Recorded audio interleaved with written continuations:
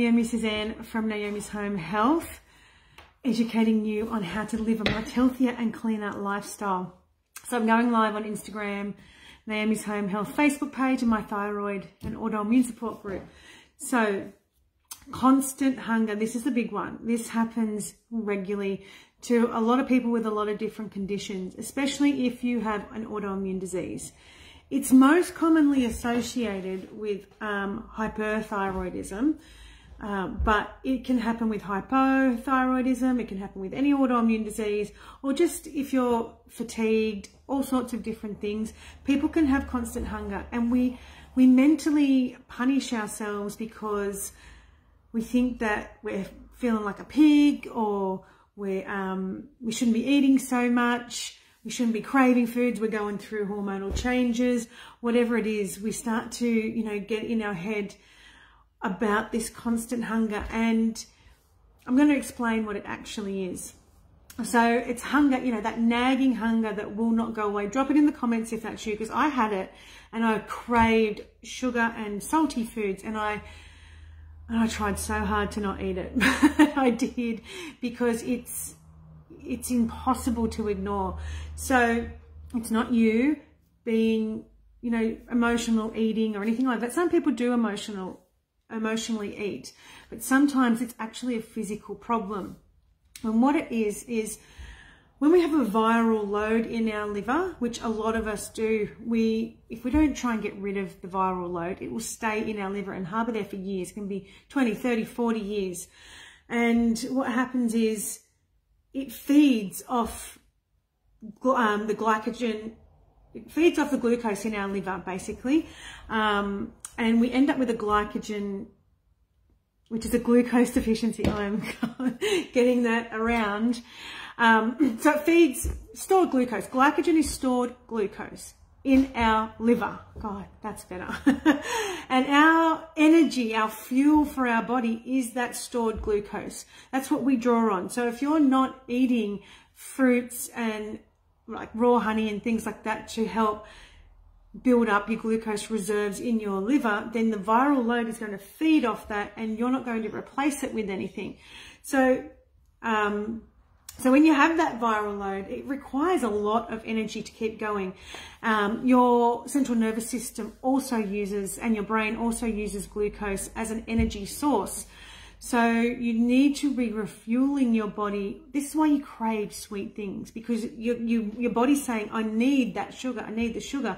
And then you go and have a chocolate or something, and it's the wrong kind of sugar for your body.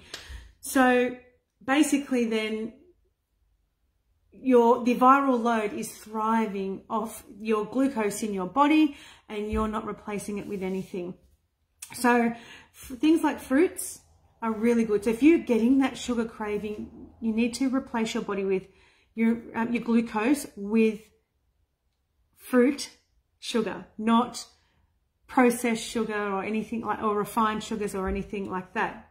There is nothing wrong with eating several pieces of fruit a day. Now, what happens when we get a lot of viral load in our body, or we have a bacterial overgrowth? We go to some maybe a naturopath or a certain type of health therapist, and they remove fruits from our diet, and because they think that they're starving the bacteria from glucose, but you're actually starving your liver from glucose. You're actually not fueling your liver properly with the right source of fuel.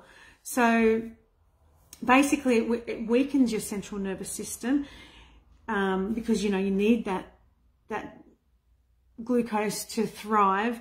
And then it gives you the brain fog, because your central nervous system is connected all the way down here. It's connected to your brain, it's connected to all your organs. So you're literally starving your body of the energy source that you really need. So fruit is antibacterial, antiviral, antiparasitic. All different fruits do different things, full of vitamins, minerals that we require to heal our body, and, you know, for the cellular repair, to get rid of that bad bacteria in our body, to get rid of the viral load, So fruit does these things, and there's a lot of nutrients in fruit that we don't get from any other foods. It's also very hydrating. So it's hydrating to the liver. The liver draws a lot of hydration from the body, and then we end up with thicker blood because the blood that passes through the liver to be detoxed to go around the rest of the body isn't hydrated, so it's thicker, and it makes it harder for your heart to pump the blood around your body. So this is why you might get fluttery heart, inconsistent heartbeat, heart palpitations, or it feels like your heart's thumping really heavy, or you can hear it in your head because your liver isn't hydrating the blood properly, and you've got like a toxic blood coming out of your liver. So it's really important to get back into eating fruit, to eat the hydrating foods. Apples are amazing to hydrate. They also cleanse the gut of bad bacteria. They cleanse the gut of heavy metals.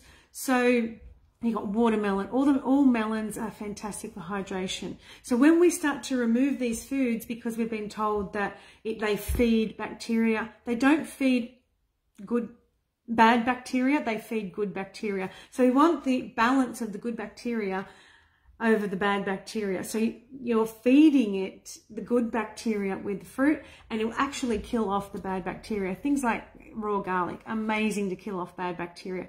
It doesn't destroy your digestive system at all. It's the bacteria and the viral load that destroys your gut. It's not actually the fruits or the vegetables that you're consuming. They cleanse the gut. You may get symptoms from your gut being cleansed by things like kale or baby spinach, but the foods that are going to, you should be removing are things like gluten, egg, dairy, soy. That is what feeds a lot of the pathogens in our body. Fruit combats it. It hydrates us. It has nutrients that we require, phytochemicals, things that our body really, really needs to help fight viruses, help fight all sorts of things. So if you're depleting your body of glucose coming from fruit, then you're depleting your energy sources. This is why you're going to get fatigue, weight gain, because what happens is your body starts to try and draw glucose from other sources. So it starts to draw, what is wrong with my speech today? Your body starts to draw glucose from other areas.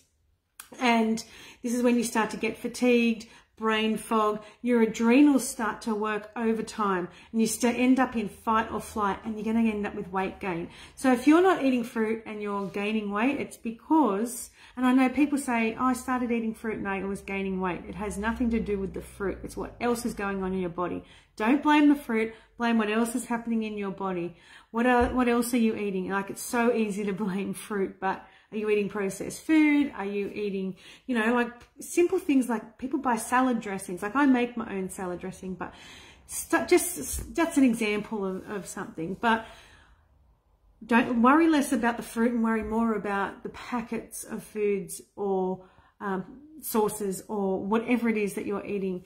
So once we have depleted our liver and our central nervous system of the glucose, this is when the adrenals really start to kick in. So if you're finding that you're starving, this is probably why. You've got a viral load in the body.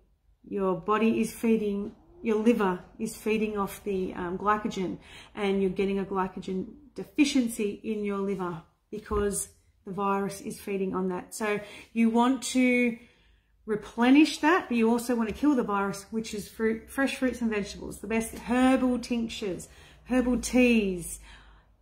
I can go through many things, but you need to see somebody who actually understands how to combat viral load in the body, bacteria. It's not by starving yourself and eating, a list this big of foods. That's stressful.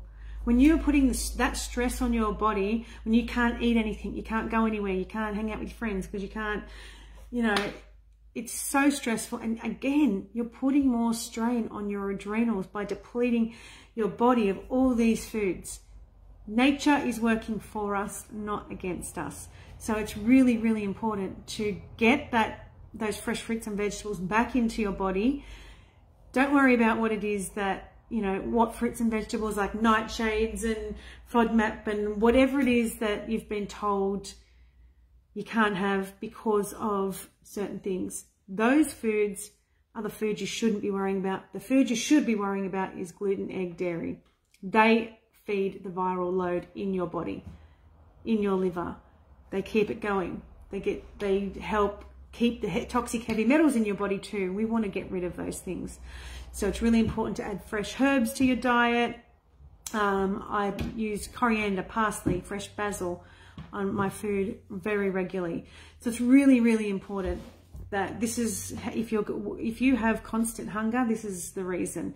It's not a hormone imbalance. It's you're not fueling your body properly. So if you have any questions, drop them in the comments. I know some people probably won't agree with this, but this is how I fix my body, and this is how other people that come to me are fixing theirs, because I do have a lot of people who come to me after, you know, cutting out loads and loads of different foods from their diet, mostly fruits and vegetables. It's unbelievable that it's okay to eat bread, but it's not okay to eat apple. I don't know, but that doesn't seem logical to me. But, you know, once you start getting in and you start to realize that fresh fruits and vegetables are the key to healing your body, instead of just making it so difficult and cutting all sorts of foods and things out, go back to basics. Go back to nature. The earth provides us with what we really need. So think about that and pop any questions in the comments that you might have.